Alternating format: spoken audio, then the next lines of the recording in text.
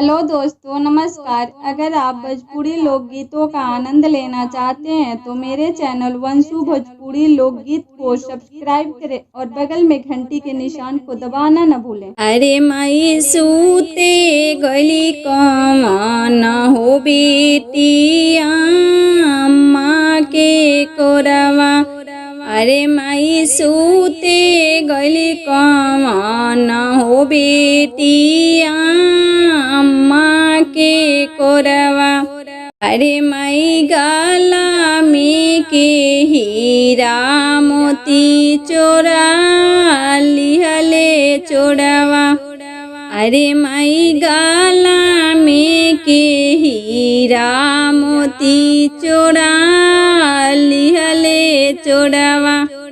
अरे हम ना जानानी सुंदर दुल्हा चोड़वा। अरे माई हम ना जानानी सुंदर दुल्हा चोड़वा। अरे चाम के चामौटी से बनती दोनों गौरवा।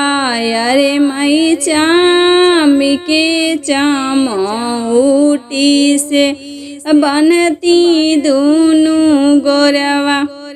अरे माई मेरी गा के बोल बोलवती यही अंगना।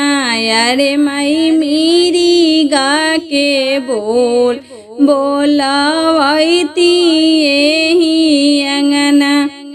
अरे माई सूते गली कमान हो बेटी चाची के कोरवा।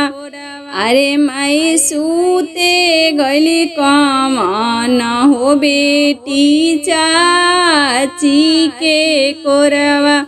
अरे माई गाला में के हीरा मोती चोरा लिहले चोड़वा। अरे माई गाला में के हीरा मोती चोरा लिहले चोड़वा। अरे हम ना जानानी सुंदर दुल्हा चोरवा।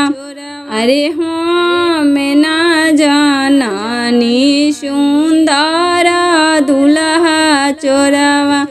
अरे चाम के चामौटी से बनती दोनों गौरवा। अरे माई मेरी गा के बोल बोलवती यही